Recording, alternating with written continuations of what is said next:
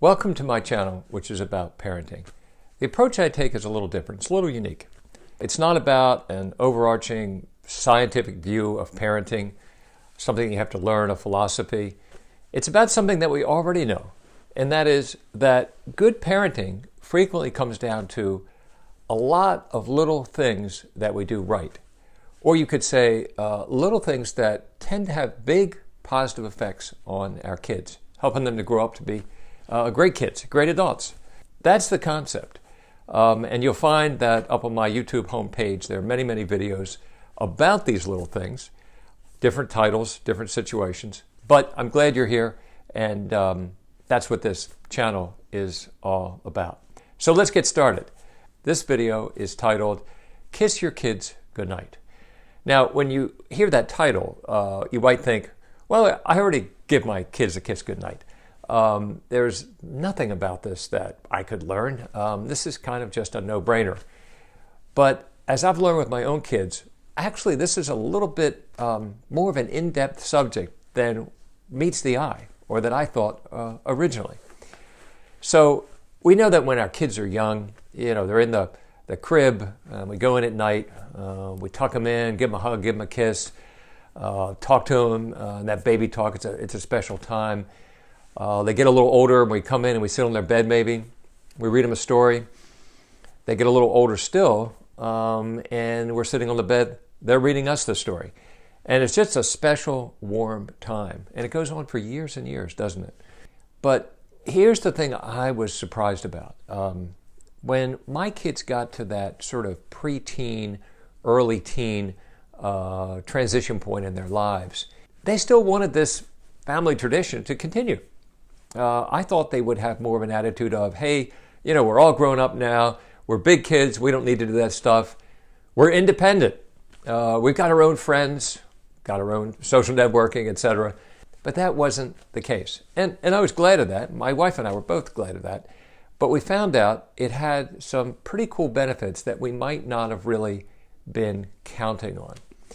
So the other thing we learned when our kids got to be this age was that maybe we were a little bit unique as a family in continuing this effort to kind of go in at night, sit on the bed for a little while, give them a kiss, chat a little bit. We were kind of unique. We found out that a lot of parents and their kids, this tradition just kind of disappeared somewhere around that age group. And I don't know how it disappeared, but metaphorically, I'm just going to give sort of a dream scenario. So stick with me on this. If we think about this time, it can be a challenge to us. We get into some tense moments with our kids. They get upset with us, we get upset with them. We might have a rough day, might have a rough couple days. You can kind of imagine walking back that hallway, and you're going to give your kid a kiss goodnight, and you see something you've never seen before. The door is closed to the bedroom, and the message is pretty strong. I'm mad at you. I don't want to talk to you or see you. I reject you. And it can hit us a little bit. I've never seen that door closed before. What the heck is going on? We might think, well, the heck with it. Pivot 180 degrees and go back and watch that film on Netflix. But I would encourage you to take a different approach to this little metaphorical story, however it occurs in your life. I would suggest that you try to continue this tradition. What I would do is knock on that door a little bit, crack it open a couple inches if it hasn't been completely locked and barred on you, and hopefully it hasn't been locked and barred, and just poke your head in a little bit and say, hey, I want to give you a kiss goodnight.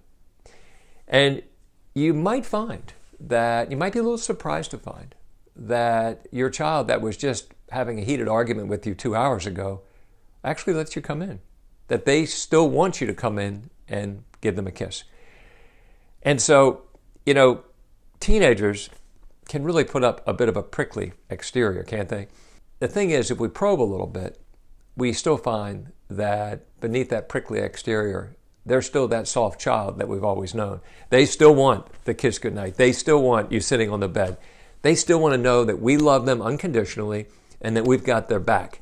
And that's exactly what this sort of thing does. That's why a kiss goodnight is actually a lot more than just a kiss. What is it? Well, in this scenario I'm talking about, where you're getting rejection from a child, it's basically telling the kid, hey, you know what? We may not be getting along so great right now, but I still love you. I still got your back. I'm going to still give you a kiss. And you know what? As parents, it might not be that easy to do that. I mean, teenagers, kids, they can make us pretty angry and hurt sometimes. But we signed up for this job. It's a tough job. We should know it's a tough job. So I would encourage you to keep that tradition alive, no matter how it has maybe fizzled out a little bit in your house. Don't let it fizzle out. Keep it going for as long as possible. Now, I said there was another benefit, and it's a big one. And here's something else that we learned. By keeping this tradition alive, it also kept alive the thing that we were doing, which was going in, sitting on the bed, and having a little chat with our child. And what we found was that even at these teenage years, our children were very comfortable sharing things with us sometimes in this sort of environment. You think about it. We're sitting on their bed. We've been doing that for years and years and years. They're used to that. They feel secure. They're got the blankets tucked around them. They're feeling kind of warm and secure. And sometimes they will start chatting with us about something that they would not share at dinner time. They might not tell us when they came home from school, but they'll tell us now in this environment. Maybe it's something that's private.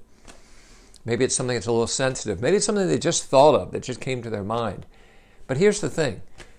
When kids get older and they get to be teenagers and the world starts to get complex and bizarre on them, having open lines of communication with your kids, however they occur, is a good thing.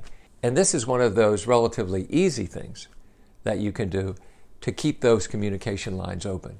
You're given an opportunity to communicate, as I have said in other videos, because you've created that little space that's warm and comfortable. So it worked great for us. I hope this has been useful for you and your family. Thanks for watching.